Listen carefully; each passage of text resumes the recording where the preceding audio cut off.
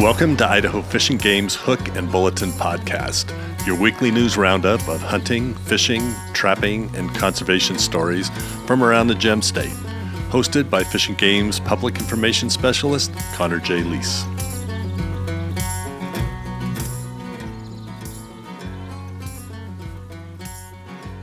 Are you recording? We're on.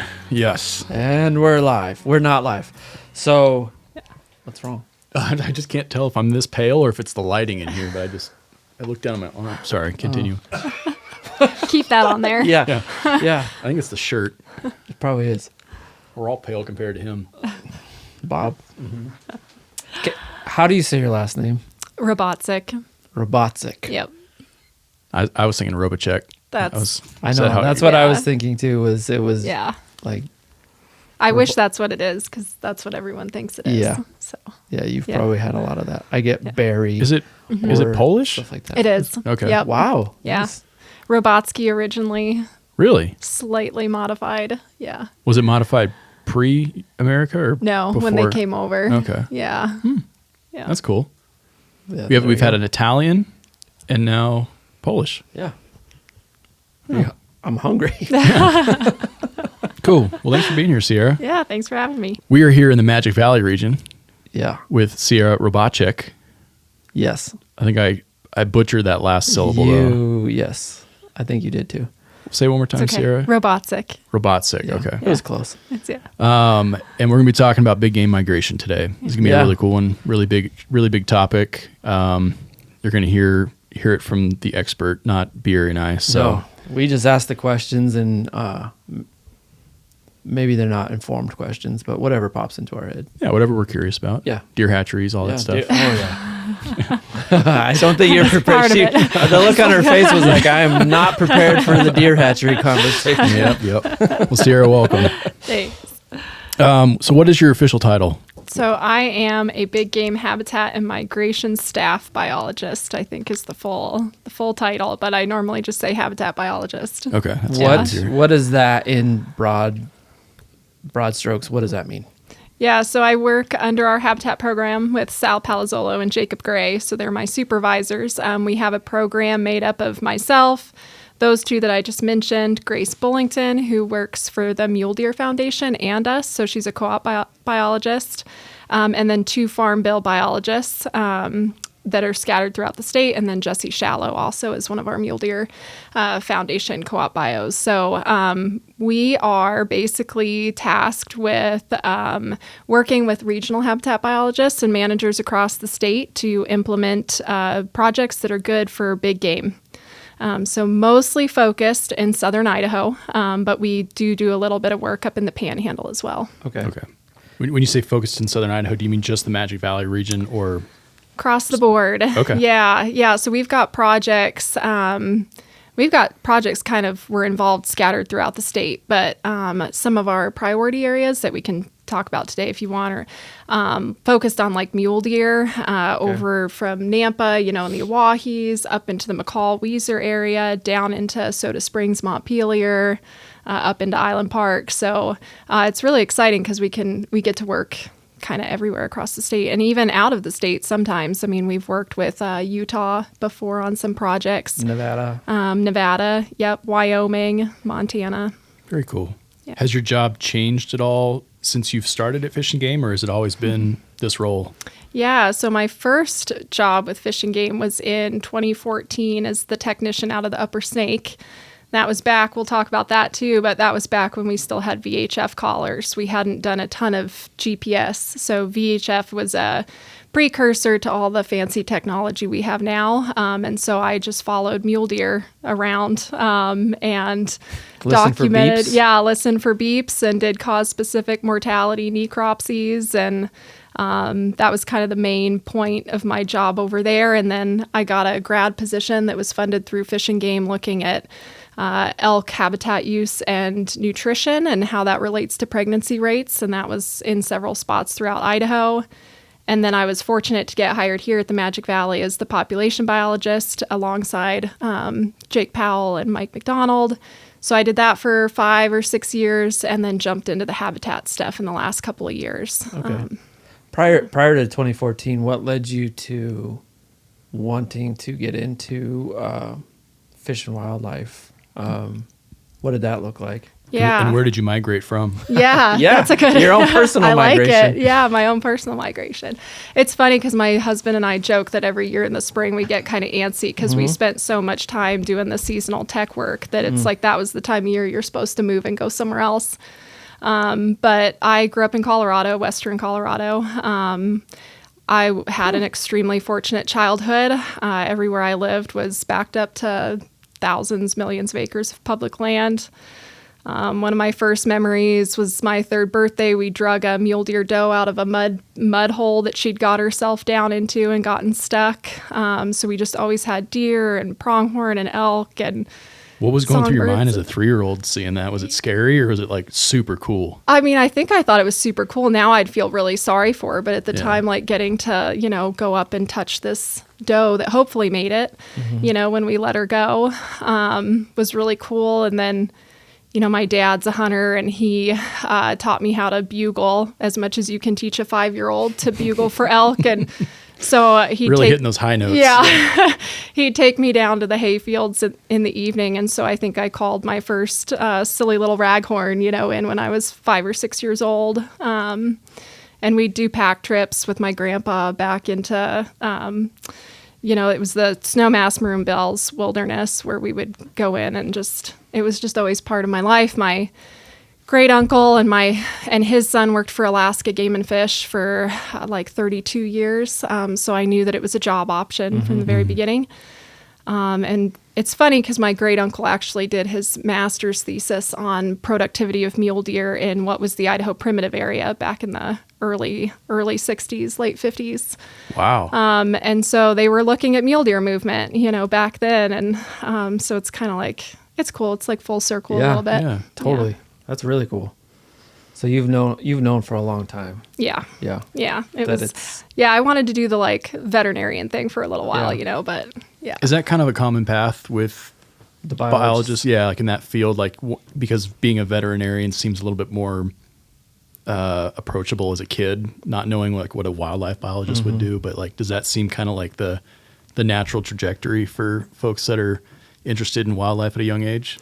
Yeah, I think it's cool, like we've got biologists from all over the place and it seems like that moment is like different for everyone, and that, I feel really fortunate. It was just what I just always got to be around wildlife. I think other people, like our program here where we work with kids in the schools, trout in the classroom, those kinds of things are so important because not everybody has that, family connection that their parents are taking them out. And so, I think some of them maybe had a different moment, but something just as, sparking that they want to get into wildlife. And, but yeah, the veterinarian thing, I think a lot of us are like, we just want to work with animals. I realized I'm really not very good at math. So, that's important for veterinarians that probably wasn't going to make it. But, yeah, I think it's a little different for everyone. We have people from all over the country. So. Yeah, that's one of the things that struck me in my time working here has been just how diverse the people have been that have come here. We have a lot of people from back east, like Vermont, Maine. Maine. New Jersey. Yeah. Yep. There's some from the Dakotas that have done their schooling. What did the schooling look like for you, and how did you wind up as a biologist in Idaho? Yeah, so I did my undergrad and my grad work at University of Idaho in Moscow. I ended up there. I wanted a small school. It was actually, like that or Wyoming or CSU in Colorado. And I just came up and visited Idaho. I swam for the first year in college, and so they had a wildlife program and a swim team. Yeah. But just really loved Idaho. Feel a little hypocritical, like I moved here, so I'm one of the people moving here, right? But Colorado, I hope Idaho doesn't quite get as chaotic. Yeah, my father-in-law refers to Idaho as poor man's Colorado. Okay, I haven't heard that one, but it's sort of, fitting, I guess. I look at land prices now, and I'm like, I can barely afford Yeah, here that joke now. was probably better 15, 20 years ago. Yeah. But so came here, but, didn't necessarily settle in until I got my first job with Fish and Game. I did sage grouse work in Wyoming. I worked with bighorn sheep and black bears and songbirds in Colorado. And then I actually did a summer back in New York, looking at songbird populations too. So, but yeah, Idaho Fish and Game, we call it the Fish and Game family. And that really, I worked with different agencies. And in that time, like Fish and Game was just so welcoming and incredible to work with, and I still feel really fortunate. And it seems like there's a really strong tie with the University of Idaho and Idaho Fish and Game too. A lot of our seasonals and our techs. So that story is not unique. No, You hear about it a lot. Yeah, You meet a lot of folks that are alumni. That's interesting though. I didn't realize. So you bounce around. You kind of get a whole little smorgasbord of different wildlife when you. Is that after grad school or is that during? So for me, that was during undergrad. Okay. So there's job boards out there. They can get pretty addicting to look at, and you can go anywhere in the world. The Texas A&M job board I spent hours and hours on it as an undergrad. And so, it's become really competitive. If I'd say to students who are in undergrad now, like do whatever you can to get the tech work in, because when you get out of that undergrad, if you're not ready to go to grad school yet, you need to have that as much experience as you can. And you don't really know what you want to work with till you've done it, and so even if you think you want to work with big game, like go work with waterfowl, go work with songbirds, amphibians. Was there ever a point in your grad school tenure where you were kind of like, maybe I don't want to pursue this for an entire lifetime, or maybe you wanted to pursue another species, or was there ever any moments of trepidation like that? Yeah, well, I definitely didn't want to be in grad school forever, and it did take a really long time. But I've never had any doubts about what it like continuing on. I actually just finished. I graduated grad school 7 years ago. I just got it published, so it's been Nice. a very long, drawn-out process, and I think that's also not a unique story. Like, a lot of people go through that. Yeah. So how did you land on the specialization, I guess, of big game? Songbirds just were not... They're not big enough. Yeah, not big enough. Honestly, I look at our non-game biologist and I think, man, Lynn's got such a great... All of them. Lynn is in our office here, but they've got such a great job. I also got to do, I worked on wolverines in Idaho. And I think that in if there was more jobs working with wolverines, I could have done that for the rest of my life. They're incredible. But, I'll work with anything and I'll do I didn't necessarily feel like I have to work with big game and migration. I really love it. And I'm really glad to have the job I've got. But I don't think it was like self-inflicted niche. Yeah, you didn't set out to be all things mule deer. Yeah. Did you pick mule deer because they're easier to find than wolverines? They are a lot easier. And a little bit nicer. Yeah. Yes, much easier to They catch. don't bite as much. No, not as bitey. Not at all. Yeah, I don't know. I think it's why I ended up in Habitat, honestly. So like Habitat, you get whatever you're doing is benefiting a lot of different species. We might be doing it for mule deer, but plant and sagebrush helps pygmy rabbits and sage grouse and brewer's sparrows and vesper sparrows and horned larks. And, so I think that's the cool thing about Habitat is it doesn't really matter what you're doing it for. You're having a bigger impact. Yeah. So now that we've kind of caught up a little bit to how you got here, I guess speaking generally before we really get into what the work you're doing, a habitat. The thing that trips me up is staff biologist. Like we're all on staff, but is there any difference in the word staff? Is it useful or not? I think what it's alluding to is like I can work across the state. So before I was a regional biologist, I was very focused on the Magic Valley region. I did have opportunity to go help in other regions, but like your main focus is what influences, hunters and hunting and big game populations in the Magic Valley. Now because I'm technically based out of headquarters, I can work across the state. And that's what I'm supposed to do. I'm supposed to provide support across the state. So maybe that's a good internal delineation is regional versus staff. Yeah. Staff's everywhere. Regional is in that 1 of 7. Mm-hmm. Interesting. I didn't realize you were based out of headquarters. I learned my first thing today. Yeah. Congrats, Ben. Thank you. The phrase "boots on the ground," how applicable is that to what you do? Yeah. So, in my past life, I think I spent a lot more time in the field, and that's something that's just kind of come with the, like my day-to-day varies now a lot. But I do spend more time doing things like grant writing and GIS mapping, providing like technical support to biologists. But, there's no replacement for getting out and actually seeing the landscape you're trying to improve. And so in the summertime, I try to get out as much as possible with biologists that are planning those projects and actually seeing, where do we need to plant the sagebrush and the bitterbrush that's going to be the best for deer?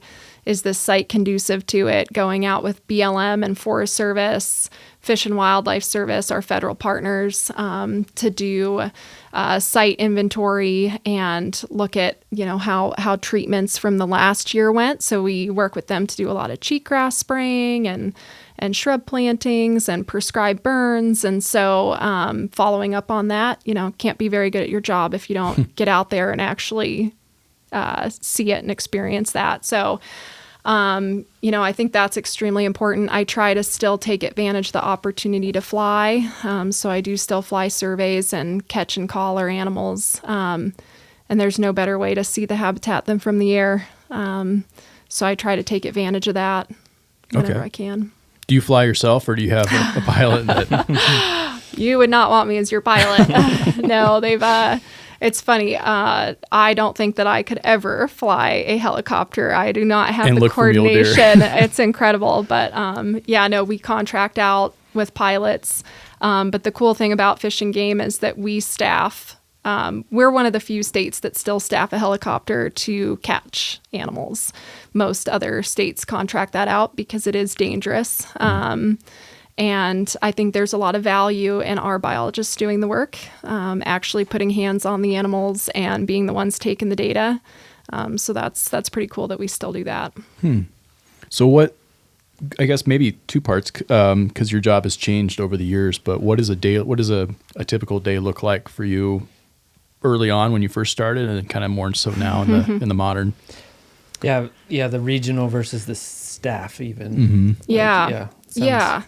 No, that's a good question. So as a regional biologist, I feel like I'd walk in and any day I just didn't really know what was going to be happening. Like you'd have a moose and Haley that needs started and moved, or, you'd be in the thick of season setting and you'd need to scramble and pull some data together for headquarters or for a public request or whatever it might be. And so all of that was really important, but it was really hard to focus on one project and run it down because you're getting pulled a lot of different ways. As the staff biologist, I don't have all of those obligations as much anymore. And so I'm able to really pick priority projects with the, guidance of my supervisors and see them through, which has been really cool. And a lot of the projects we're working on are super long term. It's going to be years in the making. But, if you don't have a few people that are able to just dedicate time to those things, they don't always happen. Yeah. So How do you go about with your supervisors picking some of the projects? What does that look like?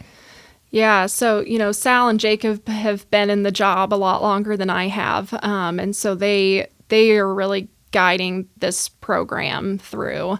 And I've talked about Grace. Grace is our MDF biologist. So I think a lot goes into that, but we do have our priority areas that we work in. We rely on our statewide action plan, and our big game management plans to guide some of that work. We look for ways to take advantage of an opportunity that arises too. So, like I'll just pick a low-hanging fruit one, fencing. We'll talk about fencing. Fencing's a big barrier on migration routes. If the opportunity comes about to replace fencing in a migration corridor, like we're ready for that, and we'll make that happen. But some of these bigger long-term plans, now that we've got these migration routes mapped, we've got seasonal ranges mapped, or in the process of getting there, we know where work should be happening. So then it's just determining, like, how do you get the money? How do you get the support for it? What do you need to do to, say there's a conservation easement you want to go after, which is totally voluntary on the part of the landowner, right? But you need to start like building those relationships, and that can take a really long time. So those are the types of things that we're kind of always have in the back of our mind, is like, what can we do now that will make sure this migration and this population are still going in 50, 60, 100 years? That's part of the perpetuity in our call to action as employees of Idaho Fish and Game. Really quick, before we start diving into some of these specifics, what is the main goal, or why do we care where mule deer or big game are traveling, where coming from? Why does it matter? Why does it matter to sportsmen? Why does it matter to us? What is kind of the main bigger picture here? Yeah, so, mule deer, elk, pronghorn, they have these changing needs throughout their entire year. And a lot of our herds in southern Idaho, for survival, need to be able to migrate. Our winter ranges down here in pretty rough shape with all the fires and stuff. But even before that, the Snake River Plain doesn't offer a whole lot in terms of summer nutrition and forage. So while it's really good for winter because they get out of deep snows, it's not real good the rest of the year. So they migrate up into these high mountain valleys and ranges to capitalize on the forage. So all three of those species, all of our big game, really rely on nutrition and fat reserves to get through the year. And body condition, just much like with people, if you're healthy, then your whole year is going to go better, right? You start to get unhealthy and things like illness and disease and stuff will start to take a toll. So having good quality habitat and being able to access that is extremely important. And really, we can talk about predation and hunting pressures and that kind of thing, and hard winters and all of those things do have an impact on populations, and in some places significant ones. But really the main long-term driver of all our big game populations is habitat. And so we have to ensure that these migration routes stay open so that these animals can access what they need in the winter and what they need in the summer. And so, migration routes are getting a lot of attention, which is great and really important, but we can't ignore the summer and the winter component either. It all goes together. The pursuit of food. Yeah. I think Can that's relate. Yeah, we all can. We can all relate to and what these animals are going through. And to your question about the hunters, I think hunters have hunters fund conservation in Idaho. Like we're using their money and we're using federal money to do all of these projects. And we use that money too to monitor populations. So all of that data complements each other. We know that, we know how many deer relatively are in most places throughout the state. We now know kind of where they're moving to. We can start to tease out like, well, why are these fawn-doe ratios so low? Why are these fawns so little when we catch them? Is it a winter range problem? Is it a summer range problem? Is it something else entirely? And so, I think hunters too, it's cool to me to think about migration because people have been following animals for thousands and thousands of years and mostly in the name of hunting, so like food. Right. Food, the pursuit of food. We have a title for the podcast. Pursuit of food. Yeah. So, the first people that crossed the Bering Land Bridge or kayak down the coast, like they were following their food source. And So a lot of what we're doing now, putting these GPS collars on, what's really neat is like if you go out there and you walk one of these migration routes that have been mapped, there's places where you find shards and arrowheads, like it's littered. The path of the pronghorn up there north of the Craters of the Moon National Park, there's a real bottleneck there that honestly, I don't know why it's there. You'd think like, oh, Highway 20. Well, that was in way after, these pronghorn hit a path and they walk it single file. And there are rock cairn blinds, there's arrowheads. Like people have known about that for so long. So when we rediscovered it with GPS collars, it's like, I don't know, it kind of gives you the shivers. Like, totally. People have known. Yeah. It's right up your alley. Yeah, I love that. Yeah. Yeah. Is that something that happens quite a bit in your guys' research? Finding like not remains, but like finding artifacts of the past with some of these kind of tried and true natural migration paths? I think it is. Like, I think, and tribal knowledge and archaeologists and stuff would probably be able to speak to it far more than me. But I think there was a study that came out of Wyoming where archaeologists were actually looking at mapped migrations to then go and look for evidence of human civilization. Wow. So like the reverse a little bit, and they were finding it like it's, people knew, and the Plains tribes following the bison. There's this map out there that shows like a like theoretical migration route of bison. And it's theoretical because the bison are gone, right? And the landscape's changed a lot. So they were looking at like human presence on the landscape to determine where they thought bison moved.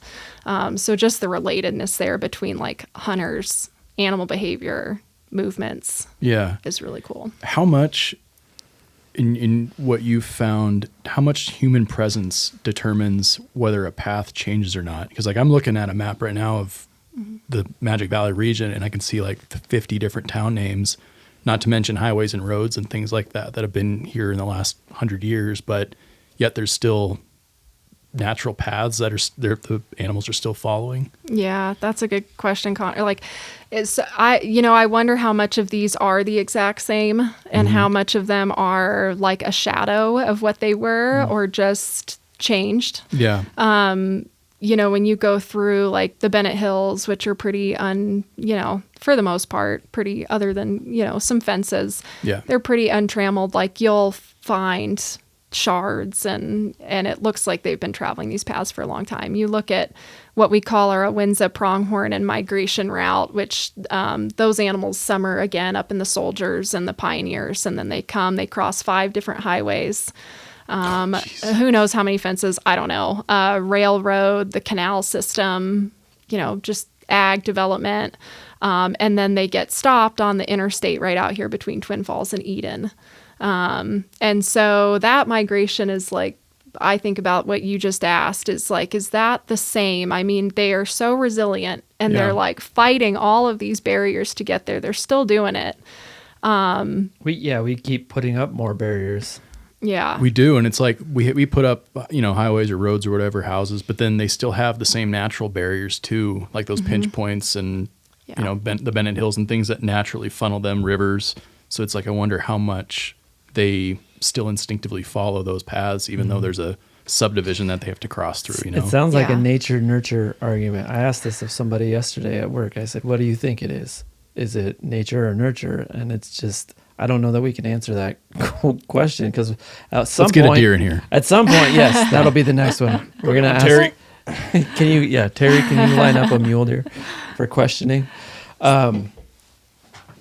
Just like at some point, that first one had to make the journey there and back, and then all the friends came and the family came and all that other stuff, right? Like, and then they moved out. I'm giving human, I'm giving human characteristics to animals, but like, I'm just trying to understand. Yeah. Like, and at some level, I don't know that we can understand it, but I mean, that's what you guys are working hard to do is like to figure out just like. What's going on here? Yeah, what happens sometimes when they get to the interstates? Do we have to work with like Idaho State Troopers or sheriff's office to close there's down it those seems roads? like one of the things I was thinking about coming into this too was there's a lot of viral videos out there right now of these migrations, whether it's giant herds of elk, pronghorn. I think there's maybe more awareness out there. But yeah, how do we call a conservation officer and say we need to stop traffic? What does all that look like? Yeah. So we have enlisted the help of state troopers and our conservation officers when it's a public safety concern, which it definitely is when you get a moose, or an elk on the highway. Herds of moose? Yeah. In some places. Yeah. Terry has dealt with that What? often. He always gets the... Damn, we have so much to talk to this Terry fellow about. We'll have to follow him later. Yeah, maybe we'll follow him. He could probably tell some stories about, that kind of thing. But, signs, well, we put up signs in some places. So especially in the wintertime, we get, and in hard winters, you can get animals almost gravitating to roadways because they're plowed and they're getting out of the deep snow. So there's a whole long roadway interactions with wildlife is I don't know if I'd say it's recently emerging still, but kind of fairly emerging study where it's, roadway ecology is now a field of study. And there's people working on that. Like a field in grad school or a research field? Research. And then just figuring out like how can we mitigate these, and so you've seen like a surge in highway crossings across the United States, especially in the western U.S. where we still have these big migrations happening. Idaho Transportation Department is our biggest partner. I mean, they are the ones that are in charge of managing our roadways right, and so we can't do anything without them, and they've been a really good partner for us. They just completed the Highway 21 overpass that's getting used, which is so great to see. 5 stars. 5 stars. Yeah. Google The reviews. deer love it. They do love it. Yep. And they've got more in the works that are coming. And they've done some, Highway 20 as you drive between Timmerman Junction and Mountain Home. They have replaced some culverts with free-span bridges, and we're seeing use. Those aren't fenced, so fencing is a critical component, unfortunately, of most crossings to funnel animals to them. But even without the fencing, we're seeing deer and elk going under and using those instead of across. Pronghorn are a problem. Pronghorn won't go under, so they need the overpass. Some sort of intervention. Yeah. So pronghorn won't jump. A strong They won't top. go under. They're What- a problem. That's Yeah. what I'm hearing. What- Stubborn animals.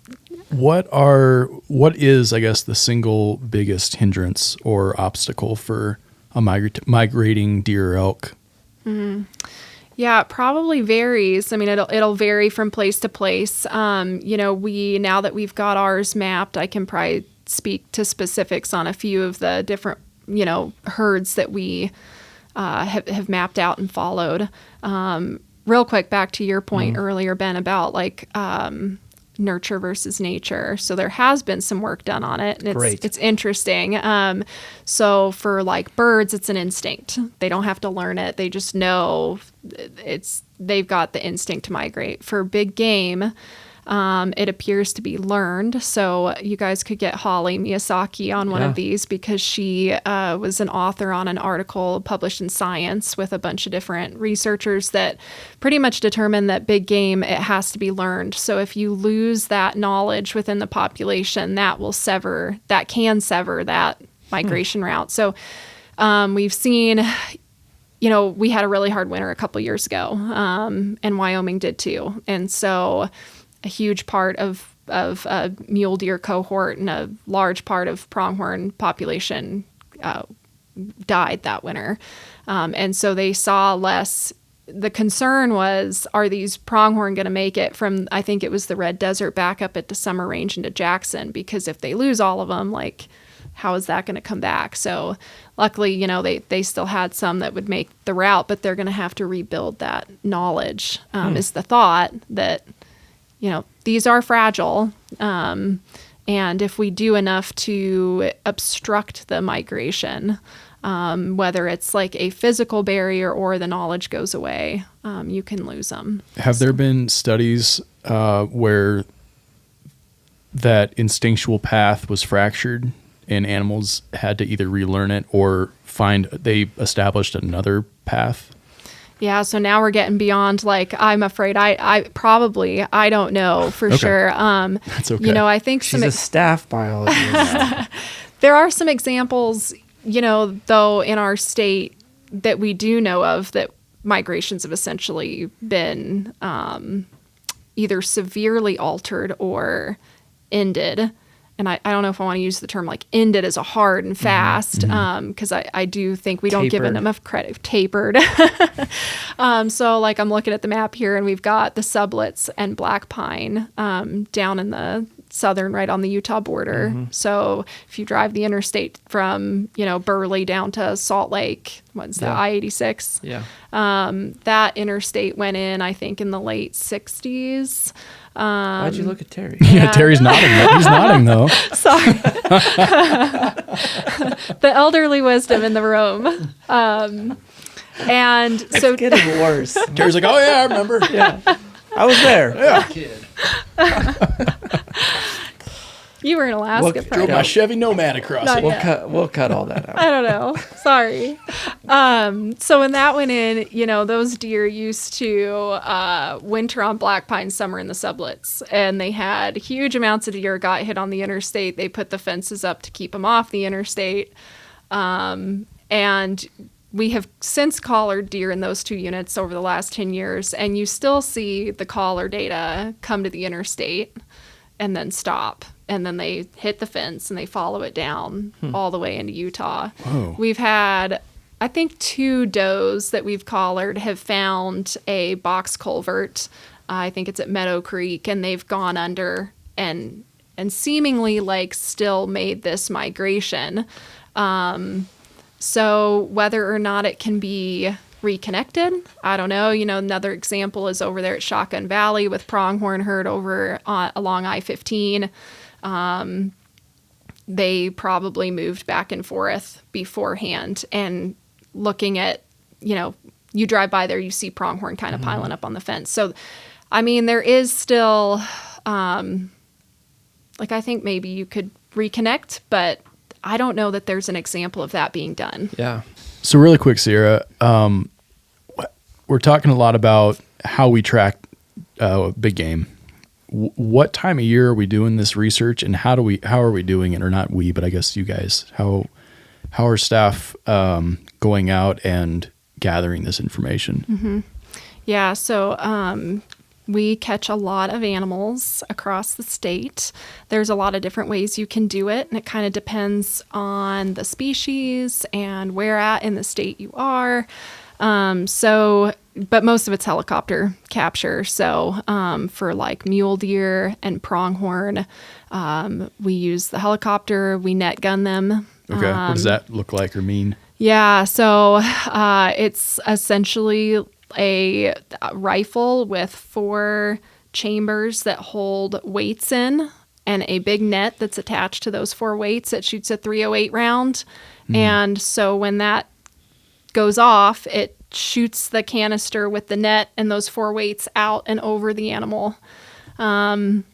It takes a lot of skill to do that. We only have a couple of guys in the office in the department that do it, and you have to be really careful how you do it, when and where, and how fast the animal is running, and the terrain, so that you don't hurt them. Are they also like? Does it translate? Are they good like bird hunters? Skeet shooters? I bet that they are. Yes, I would say. Safe assumption. Do they walk I around? won't insult any of them on here. I think they're all probably pretty. They're pretty good shots all the way around. Do they walk around being like, "I shot that mule deer"?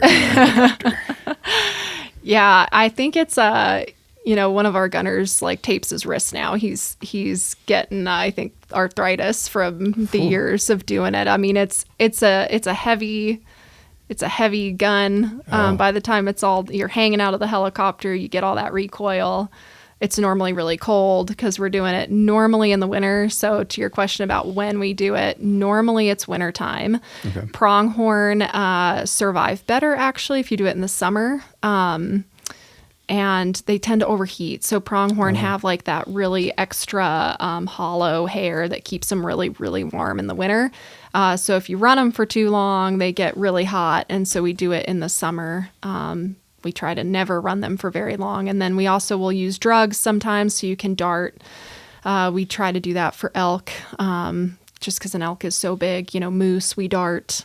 Again, out of the helicopter. We've drop netted before, which is basically just this big net that you set up that has an electrical current running through it. You bait underneath, and then you can cut the electric, and the net drops down on the deer or the whatever you're trying to catch.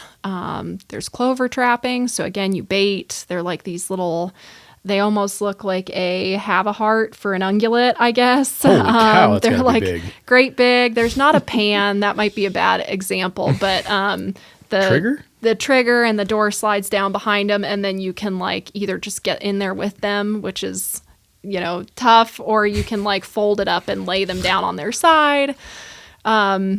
I don't know who the first person was to do the helicopter capture thing. I think Colorado was the first state to maybe try it, and they would run elk into snow drifts and then just jump on them. So we've come a little bit further than that, but as far as the question to like technology increasing for capture, there's been some creative stuff tried with, I think again, it was Colorado. I can't remember who it was, but they were baiting deer in, and there was like a collar hanging on a frame, and the animal would step onto a weight scale, and it would put its head through the collar, and then it would tighten down to the right size. Wow. There was a lot. So they involved like an engineering team on It's this. like a Rube Goldberg experiment. Everything has to go right to get this collar on this deer. We have not adopted that. I don't know if it succeeded or not. I feel like teenagers would end up in it. Like, this is just what's going to happen. A dog. Yeah. So, the technology has gotten smaller and smaller. One of the cool things, hopefully, we'll be able to try. We've tried it a little bit with mixed success, is solar ear tags. So instead of having to put a collar on an animal, you can put an ear tag in it. It still transmits to like cell phone towers, or to, I think there's some that can do satellites now. So you get away from having this thing around an animal's neck, which is really nice, especially for like mule deer bucks, where you can't really put, they swell up so much during the rut. So bucks have been hard for us to like keep a collar on long term. And then just having something around their neck, it would be nice to get away from that. How big are the ear tags? So they're about the size of like a cattle ear tag. Okay. Yeah. Oh, you held up your hand like everybody could see. Oh, I did a hand gesture. Yeah. Okay. I'm doing that too over here. It's about this big. Yeah. They're a little heavy. Like a pronghorn is about, pronghorn have kind of like dainty little ears, and I think New Mexico and Texas have been putting them in, and they've been okay. But it's not like fisheries where they can put a tag, like a pit tag in. No. Yeah. And I wonder if we'll get there. Yeah. I think that maybe someday we will. I mean, that sounds ideal. Mm-hmm. But yeah. Yeah. I'm sure I don't even want to go into it. I'm not smart enough. We used Ben's to do, on the case. Yeah. Yeah. Here we go. He's doing the research. We used to do drive nets. We still do drive nets for deer, I'm thinking. We used to do drive nets for elk, and it was, I don't need to ever do a drive net for elk ever again. What is that like? But that's, again, you're using a helicopter, but you got a bunch of people on the ground, and you set up these nets it's kind of hard to describe, like these big, tall, like 8-foot nets that you pick a spot that kind of naturally funnels deer so that when they come down, they don't see the nets all up, but you just basically chase them into these nets. It's like misnetting deer. Like instead of birds, it's misnetting deer. Yeah. God, hold on for dear life. Don't. No, it's got to be tough to hold that net. Oh, yeah. Have you guys gone out on one of them before? You need to. I've had one chance, and I couldn't do it. Yeah. Yeah.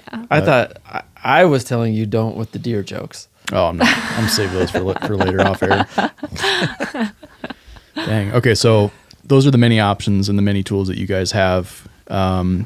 Is it safe to say, you did say that like it depends on the area, but is it safe to say that like net gunning or drive nets are probably the most common? Yes, definitely. Okay. Yeah. So then what does that process look like then with, they call it deer mugging? Mm-hmm. Okay. Is that the official term? Yeah. What does that process look like from then on out? Like now the animal's in the net or on the ground or a biologist is on top of it, whatever.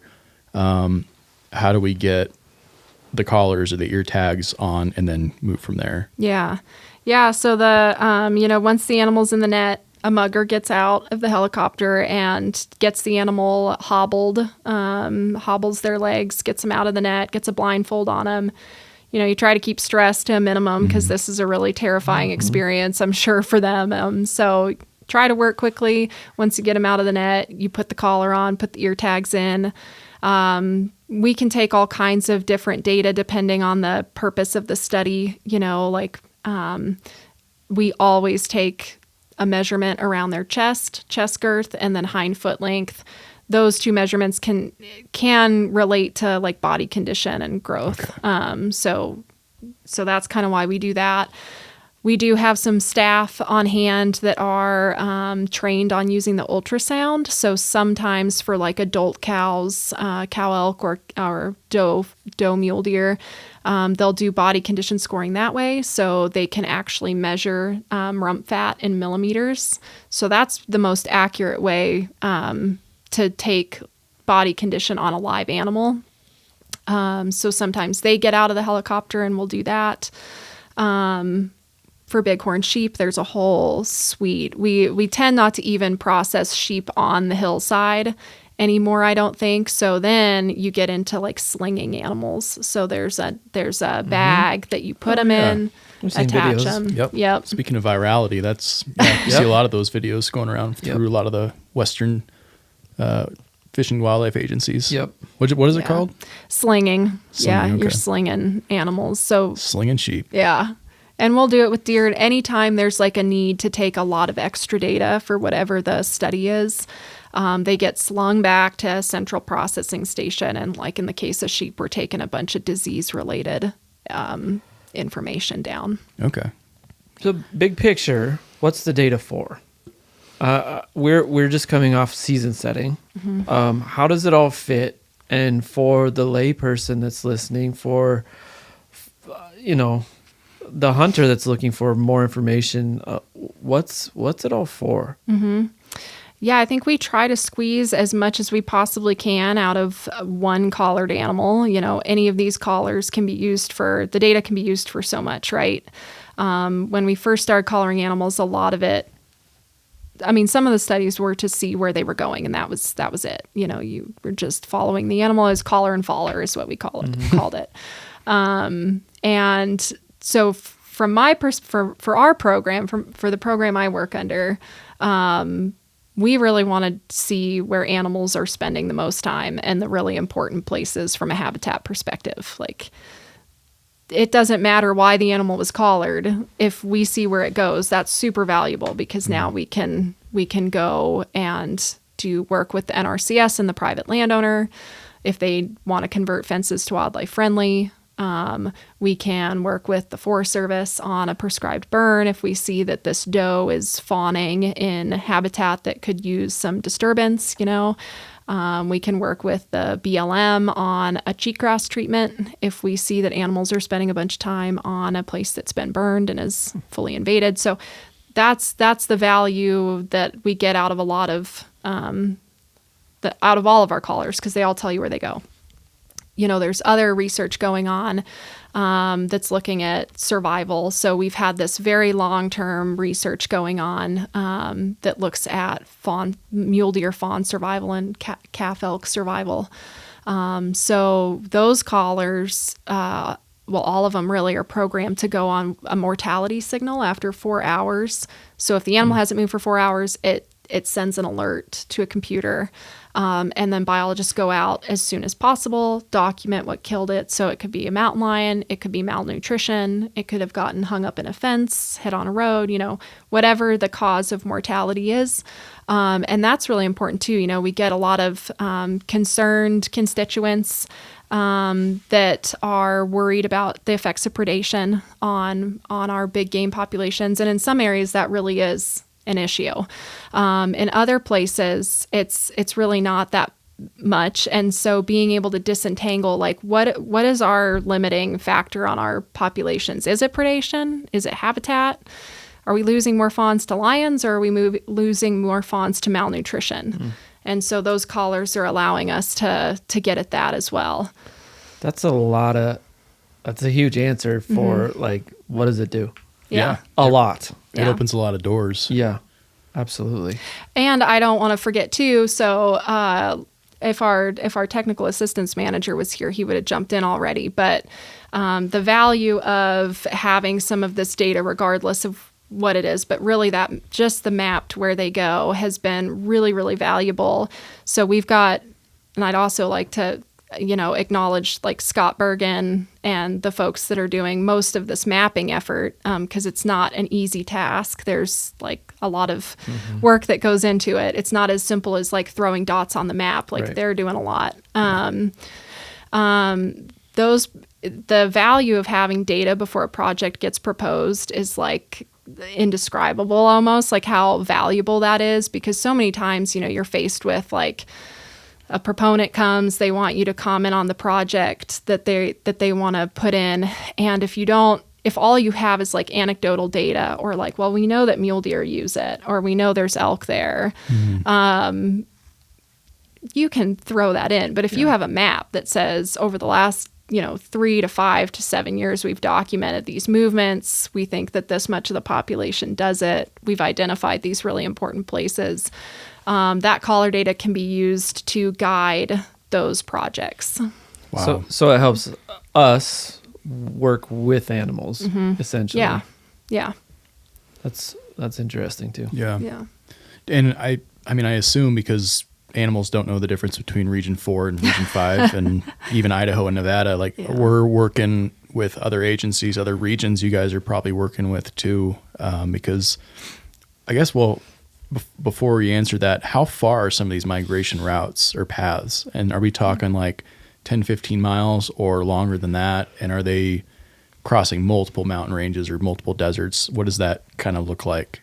Yeah, no, that's a good question. It kind of spans the gamut, I think. Okay. So we do have some herds that are making shorter movements, 20 miles, 15 miles. We have residents too, and that's good data. Like town deer. Yeah, town deer. They don't leave. Wood River Valley elk. Yeah. We certainly have some of that going on.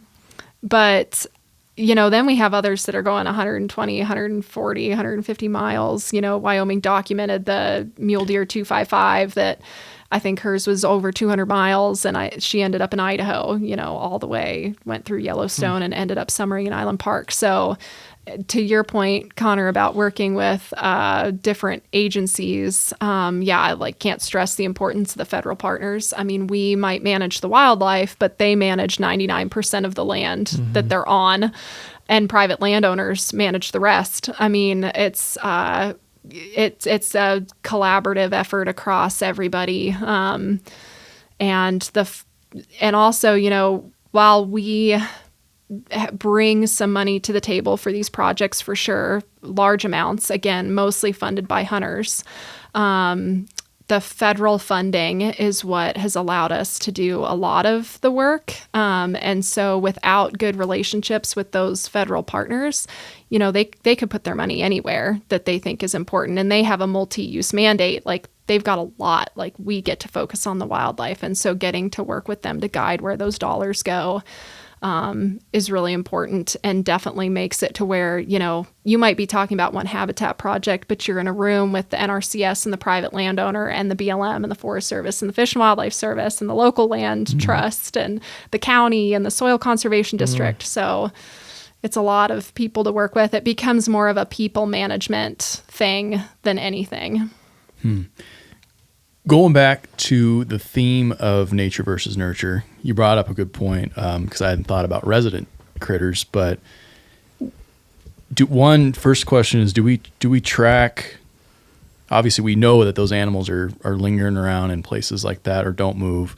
Are we tracking those animals and following their path, and they just get to, say, the Wood River Valley and stop? They're like, oh, this is a nice little community. Good enough. Yeah, cool music scene here. I'll chill. I'd stop there.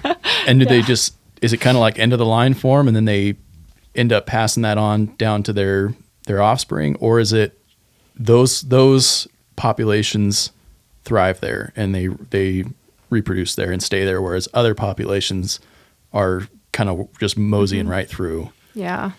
Is there any really rhyme or reason for that, or is it just they learned it and they're going to keep doing it? That's where I wish you could go catch the deer to ask them. I think it's there's a lot to think about there too, Connor. Like, I think in some of these cases, to Terry's point, some of the residency has been human induced. Like, there are reasons now that elk would stay in a spot, or any of them would stay in a place that they wouldn't have before. I mean, the snow gets super deep in the Wood River Valley. Like, undoubtedly, we have, I mean, the Wood River Valley is a unique example and maybe not a perfect one for the bigger conversation, but, you know, there's a lot of wintering animals on those, especially like south-facing slopes above town and stuff. But did we have, 500 elk wintering in the valley? I don't know. I mean, I think that we have lost our knowledge of what animals used to do compared to what they do now, but you can't deny that, like, feeding animals will definitely hold them places that they wouldn't have otherwise. So has an impact greater than just nice pictures in your backyard. Yeah, exactly. So that's some of it. I think some of them, I mean, we could get down the whole density dependence and like what the range can support and that kind of thing. Like some of these ranges couldn't support a resident population at large numbers for an entire year. And there's research out there that has shown the trade-offs between migration and being a resident. And most of the literature I've seen, and again, like, I'm sure there's new stuff out there that I'm not up to speed with, has shown that migration confers certain benefits and that survival is typically higher, reproductive output is typically higher, their body condition is higher than a resident of that same area. So the migratory animals look down upon the residential. Yes, yeah.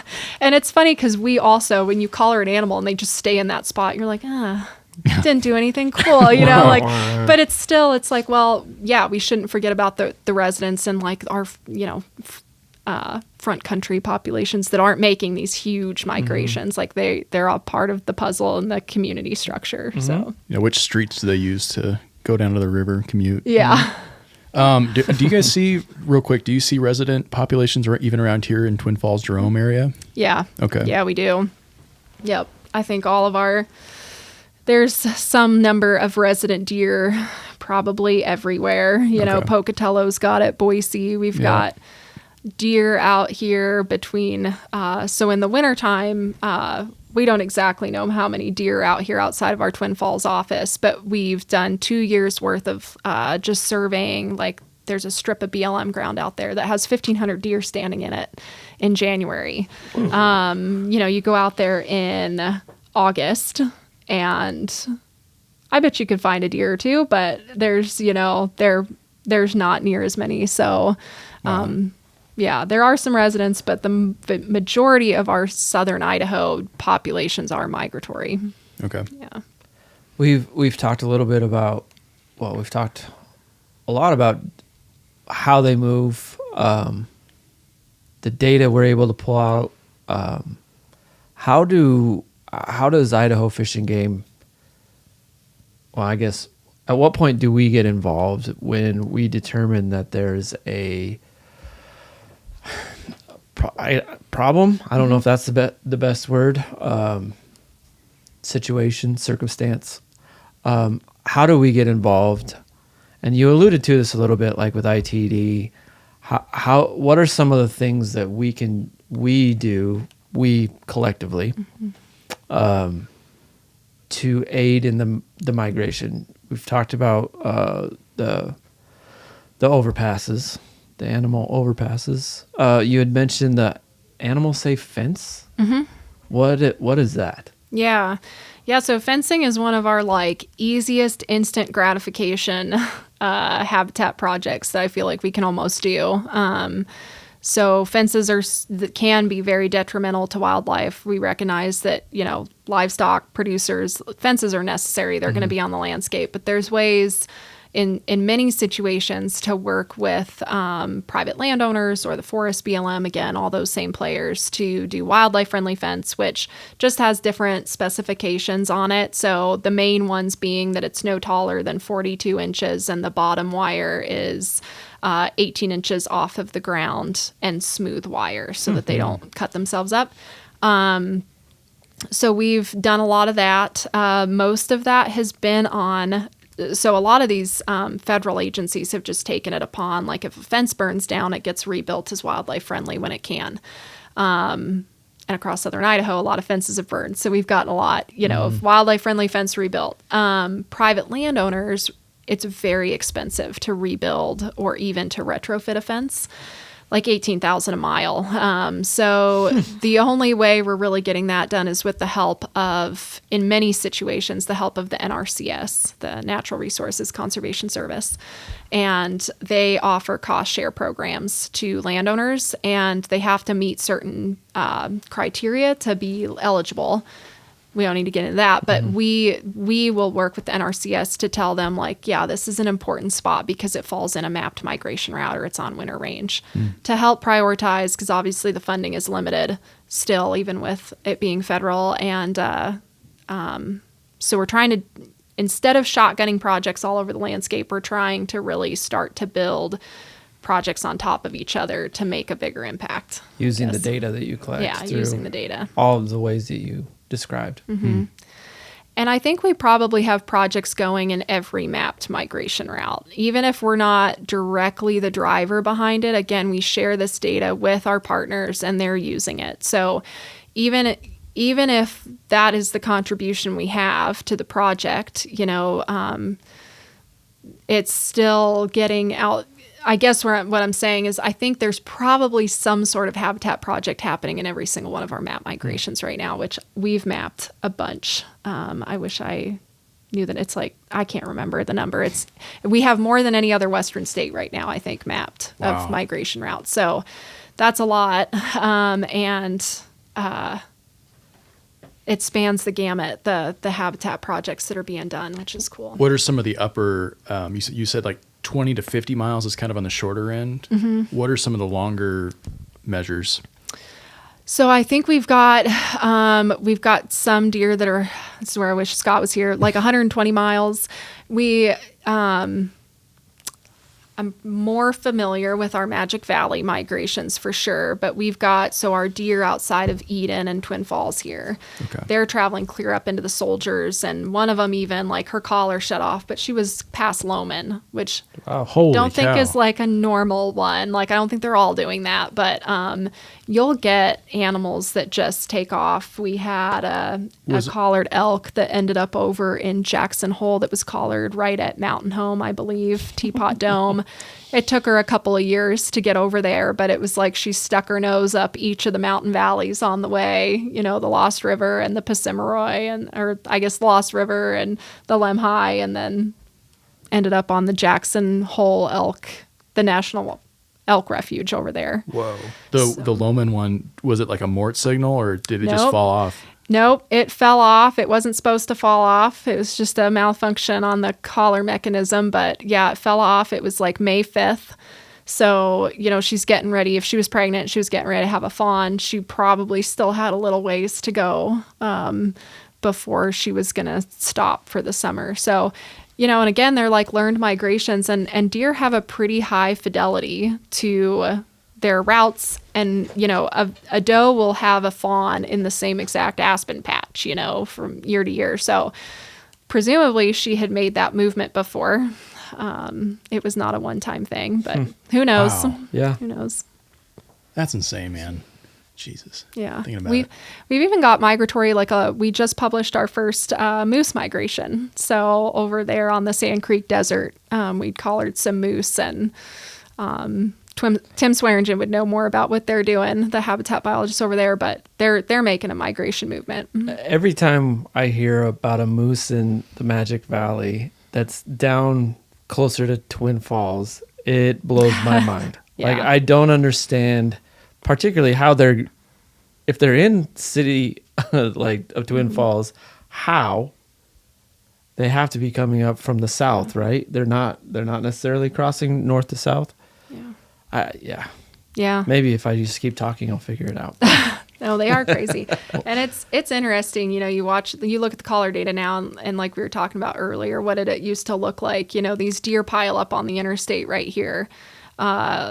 We've had one that made it across the interstate and ended up in the South Hills. It was a buck fawn. So bucks, kind of do a little bit different of a deal. Whenever one really goes, sometimes you're like, was it a buck fawn when we collared him? Like they do travel around, but, the interconnectedness, and you see it in like these populations for the hunter looking at our management, books, like wondering how did we delineate, like why do we have the Smoky Boise mule deer data analysis unit? Like what is that? Like that was, I wasn't on that plan. There were a lot of things that went into that, but collar data played heavily in, and it was like we couldn't find a break, like where deer in unit 50 were summering with deer in GMU 49, and deer in GMU 49 were coming down and wintering with deer from unit 39 in unit 45. And so to try to capture and manage these populations appropriately with tags and season timing, we're trying to do it on this population level, and it gets really hard because it's like, well, deer can move, which is really cool about Idaho, right? Like we still have the open spaces that make that job hard, and we're really fortunate. But it was like, where do you draw the line? They're all mixing. So. Yeah, that's a really, really good point. And it kind of goes back to what you're saying about that example in the pasture where there's one or two deer in August, but then 1,500 in the wintertime. That's a good point that I don't know if folks really consider when if you're a hunter, like you're used to seeing animals in a certain window of time in the year. You might be out there, scouting in the summer, or you might be out bear hunting or turkey hunting or whatever in the spring. But typically, at least in my experience, you only see the deer or the elk in that one time that you're hunting. Yeah. You might see them here and there drifting through in the summer, but those animals are moving kind of when you're not, and that's something that I think is a really, really hard task for wildlife managers and biologists too, to consider if when you're drawing those lines and you're coming up with rules and regulations that these animals are not stagnant. They're not hanging out in the Boise River Valley or Wood River Valley or whatever year round. They're moving around. And that's a really good point that I'm glad you brought up. Do we see that elsewhere too with other animals, or mostly is it just mule deer and elk? Pronghorn for sure.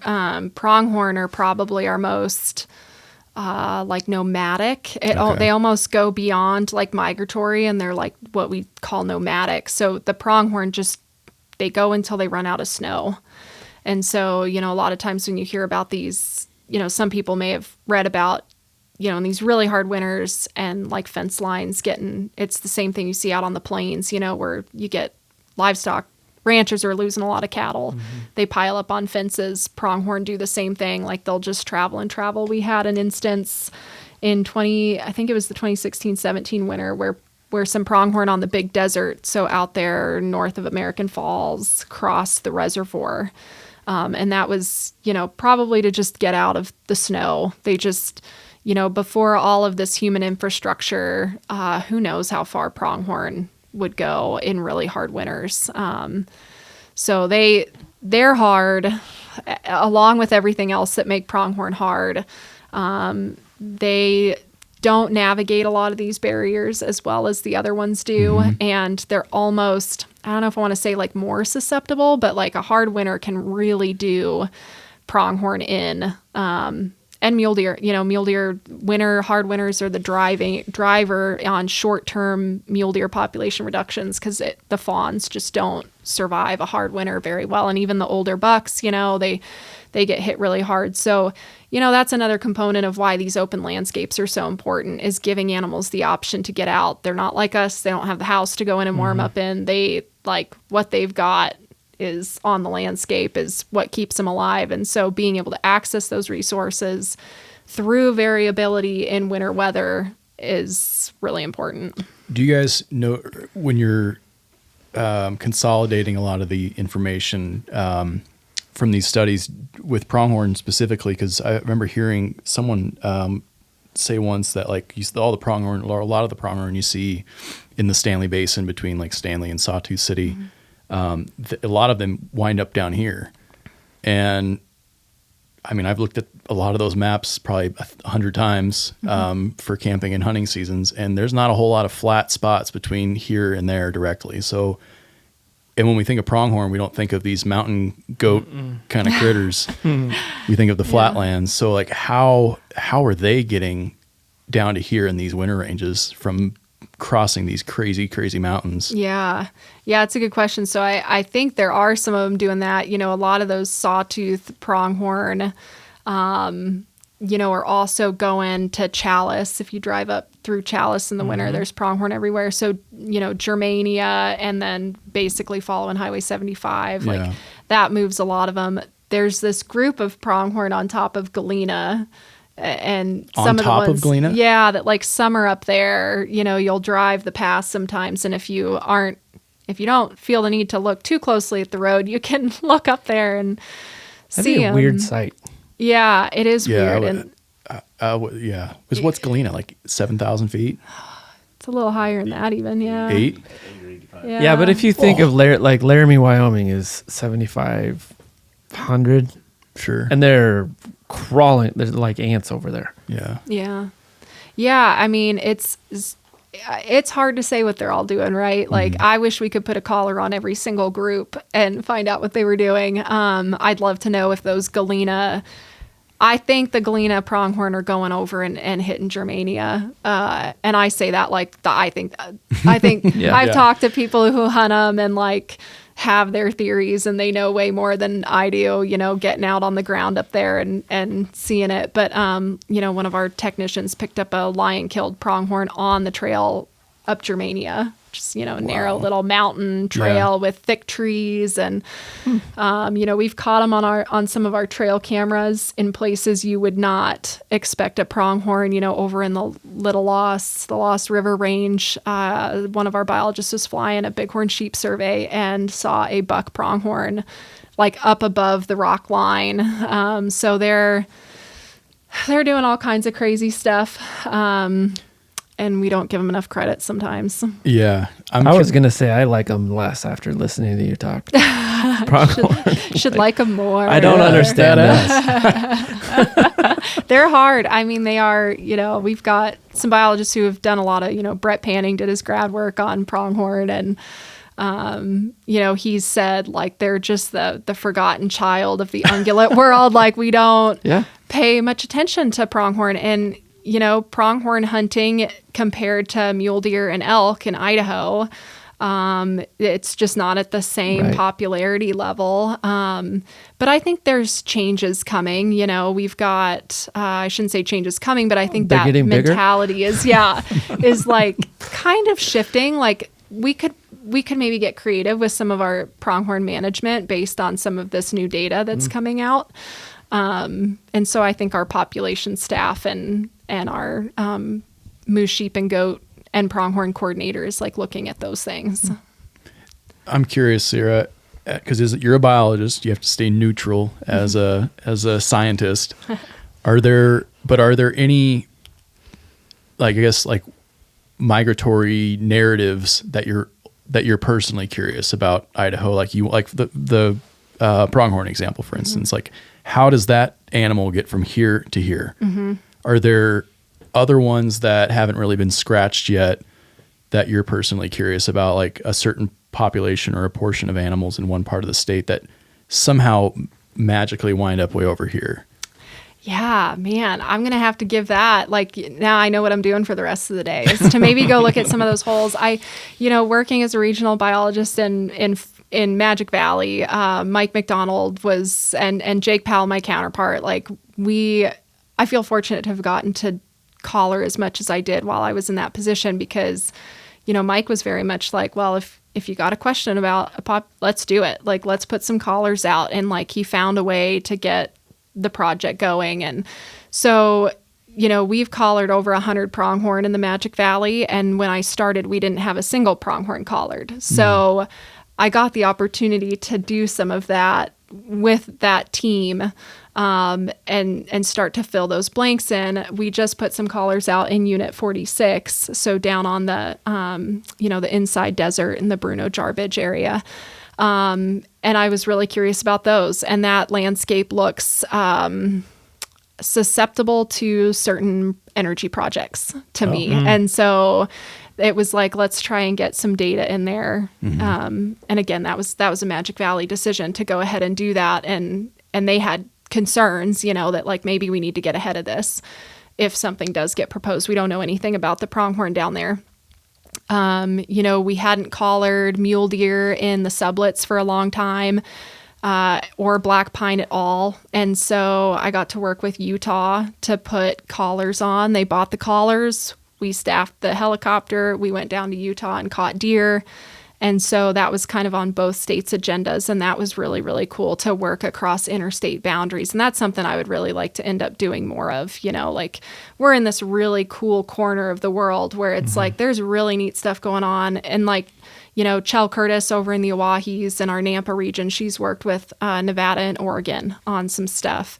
And so we are doing it, but like we've got some really cool neighbors too. And we've got, like you said, they don't recognize boundaries. So, back to your original question, like what would I like to do more of? I think there are some, the Southeast could use some more potential mapping of mule deer. I think every region has like its wants, and it's just, it's really expensive. It takes a lot of time.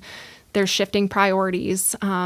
So you could probably go to any region in the state and be like, we really need more data here. Like we're really lacking. But it just has to fit in with the, logistics situation. Yeah. Really quick, because I want to kind of come full circle with it and wrap up kind of the process of what it's like. What does the process look like when you have to go out and do a mortalities, that's for layman speak, like a collar beeps or goes off. Yeah. And you guys, staff here, get an alert that there is potentially a dead animal or a collar fell off. Is that true? Yeah. Yep. So what then happens? You've been tracking this animal for maybe a couple years, and you get this ping. What does that process look like? Are you walking into potentially a kill site? Is it dead in the side of the road? Like, what are some of the outcomes, I guess, that happen? Yeah, no. So, with the new technology GPS, like VHF, we used to fly a fixed wing aircraft, a fixed wing plane, and you'd kind of hone in on the point, and then you would use radio telemetry equipment to like go out, and you still had to do some searching and find it. And so you didn't always really know, like you had a general location of where it was. You could make some guesses as to what it was, like if it was in the bottom of a canyon, you're like, oh, it's a mountain lion. You shouldn't go in with those like preconceived, because, Michelle Kemner, she did a lot of the training for staff on necropsies, put together a whole booklet. And I think she had said at one point, like, you should be trying to prove yourself wrong through the whole mortality, because it does get hard. And I'm definitely not the best one out there at determining, necropsy, because it is a forensic type process almost in some cases. Now with GPS, you get the exact location really pretty dang close. And like you said, it comes to your computer. So you can look at the map. You can kind of do a little bit of e-scouting, whatever it is, to, if it's right on the side of a road, you go in and you're like, okay, like you can see fence lines on aerial imagery now. Sometimes you're like, well, maybe it's stuck in a fence. But once you get out there, it's just, we kind of have a standard process for it. If you get up and it's all cached, it's a mountain lion, right? Like you do a little bit more looking, knowing what's cool about the necropsies is like understanding predator behavior too. Yeah. So every predator has a little bit different of a method of killing a deer or a pronghorn or an elk. So there's different signs you look for to determine if it's a mountain lion, a wolf, a bobcat, a black bear. What are some of those signs look like? You mentioned like a cache with mountain lions, but what are like wolves, bears, Yeah. even bobcat? Really? Yeah, bobcat. I've only done one bobcat. Bobcats, I think, are kind of so. Hopefully, you got there early enough that there's still enough left to tell the story. So that's why it's important to like not wait a couple days on these mortalities, because then scavengers move in. Coyotes will just completely destroy your. You don't know if a coyote killed it or just scavenged it. You know, so. You try to get in within 24 hours of it. Some of our technicians are so on it that they get in there and there's a mountain lion sitting on it. And you're like, okay, well, I know what got that one. Wolves are a totally different, they're not an ambush predator. So there's a lot of typically like the animal normally runs a long time. They get their hind end, bitten and clawed at, and it takes them a while to get them down. So there's a whole trail, and you can kind of follow that along. Bobcats are interesting. Typically there's a lot of hemorrhaging around the neck, because they'll get a hold of the neck and the throat area, and they basically just clamp down until they either suffocate that deer or like break the windpipe. So a mountain lion just breaks the neck. You won't have all that hemorrhaging. With a bobcat, even though it might look similar to a mountain lion, when you get up to it, you look for like bleeding at the neck. And like you can even find like bite marks and do measurements. So different species have different, distances between the canines. And so you can measure that. It can take a while. Yeah. Like I think, people who are really, really good at it are sometimes the ones that spend the most time there. They'll spend an hour or 2 hours, on a site. That's crazy. I'm blown away by the data that we are able to collect. Yeah. In seemingly innocuous, When it's like a daily snapshot of a day in the life for this deer or this elk or this mountain lion. A pronghorn that Ben hates. Yeah. But it's so cool because you're seeing kind of like when you're trapping, like you're following the tracks in the snow and you can see this whole narrative that's being played out. But with this, it's like, it's GPS lines and all this other technology at play. Yeah, it's real. Like it's. Yeah. Well, and we even have, that would be a whole nother topic, but the camera collars. So Terry helped me put together a grant a couple of years ago to get some GPS camera collars that we put on pronghorn. And so like those GoPros? are exactly what they sound like. Yeah, What? It's like a GoPro on the camera or on the collar. So in addition to collecting the locations, it's also getting video footage. We had some mixed success with them. We learned a lot on those collars and like how we would do it differently for the next time, but they were successful enough that I think that there's a lot of value depending on what your study is looking at to think about including those. And so we got like interactions, again, it was all pronghorn, but like we wanted to look at how they interacted with these barriers, namely fences and highways. And we got some really interesting footage of like pronghorn trying to figure fence out or like successfully figuring fence out.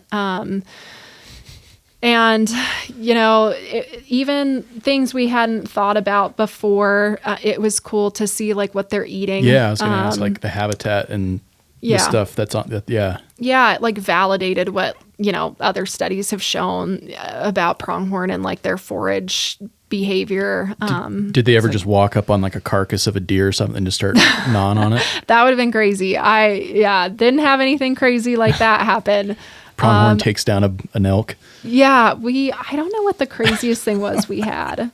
I don't know if we got anything super crazy. We did have a couple that died and we were hoping like, oh, maybe the collar tripped on and like you're going to see a predation event or like the predator. And we didn't get anything like that. I think you certainly could, Yeah.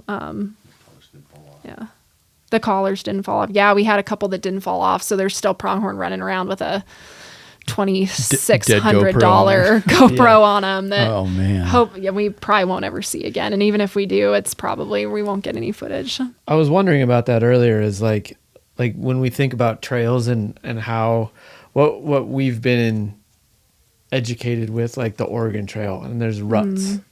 Like is that what you're saying is there's ruts, single file line in that.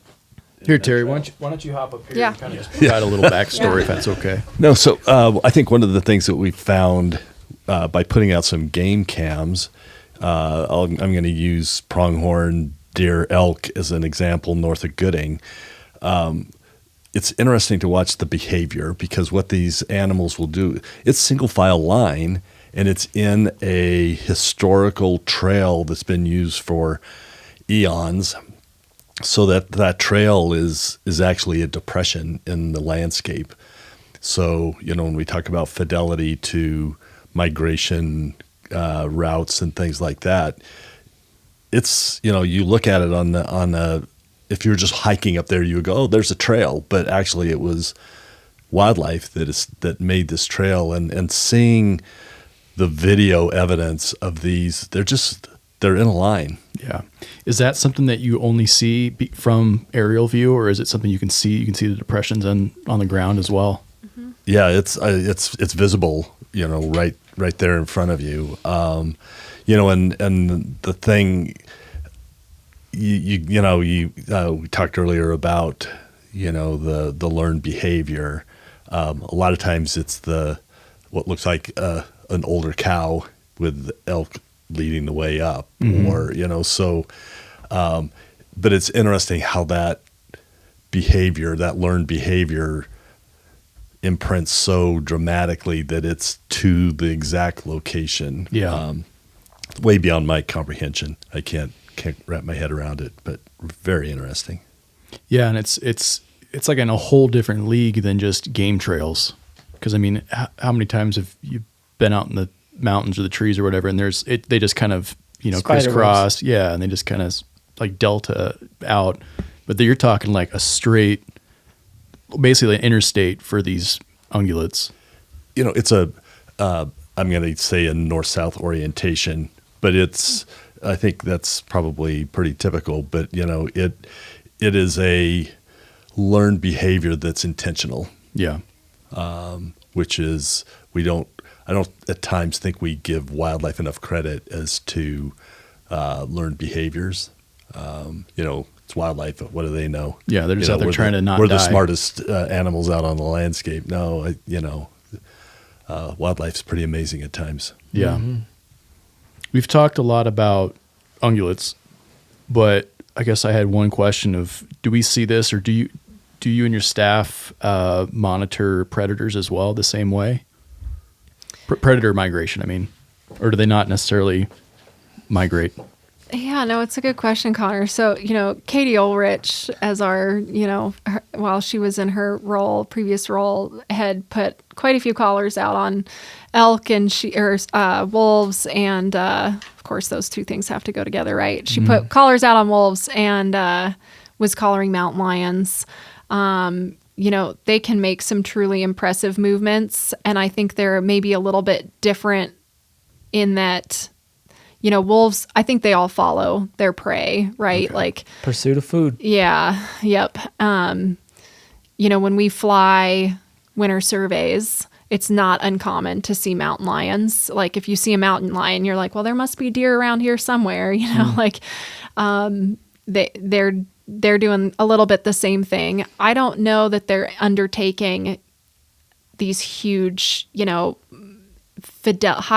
I don't know that they're undertaking these like very precise movements that some of our ungulates are taking. I think they're more wanderers, the coursing predator behavior of a wolf, where they run ridge lines and smell down both sides, and the lions are very much more of an ambush predator. But there is movement. There are research projects going on and have been, like I think Morris Hornacher did one of the first studies on mountain lions in the Frank Church and, looked at some of that stuff.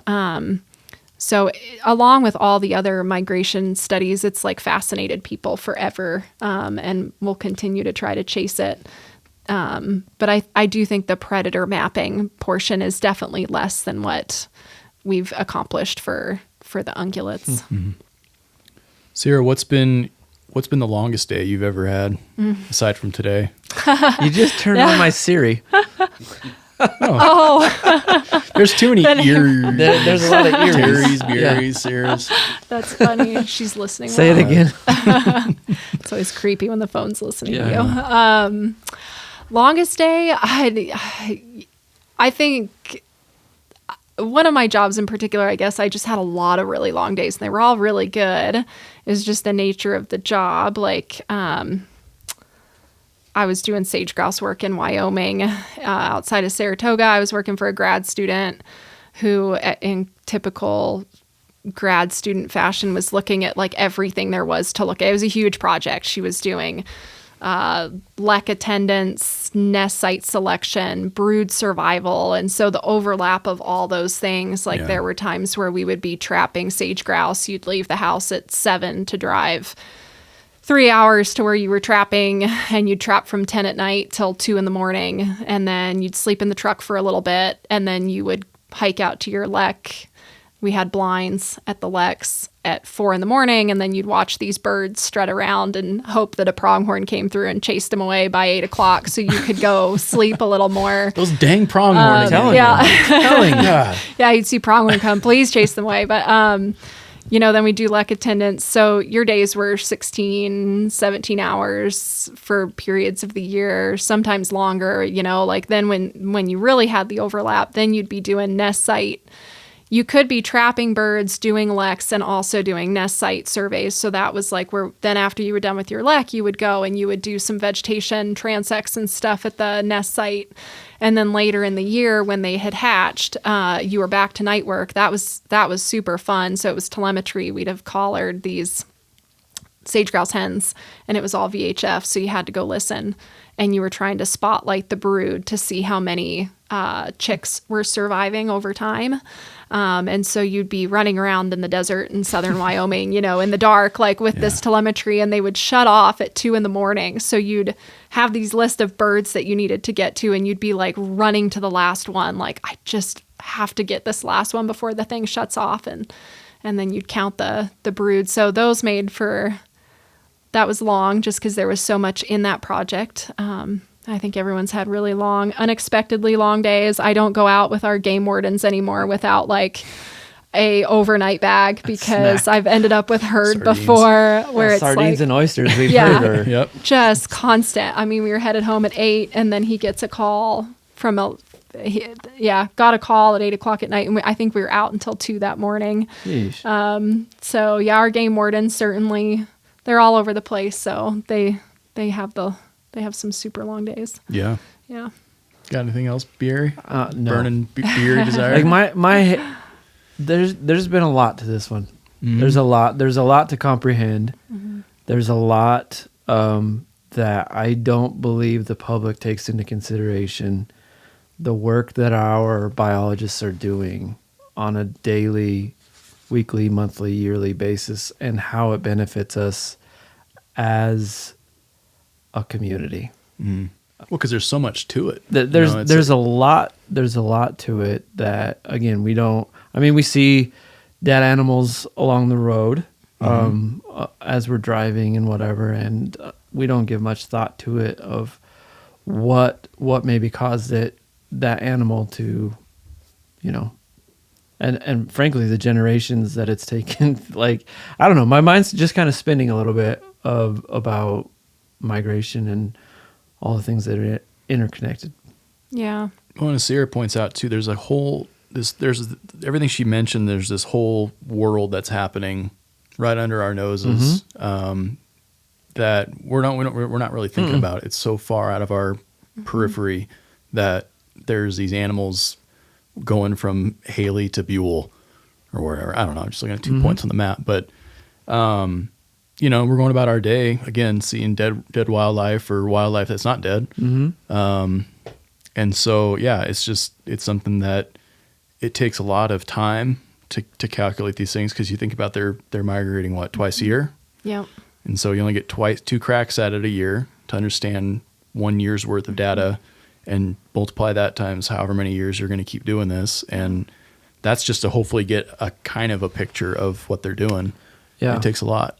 And also bigger picture too. How does this affect the hunter? Well, it helps with numbers. It helps us understand where they are, when they're going to be there.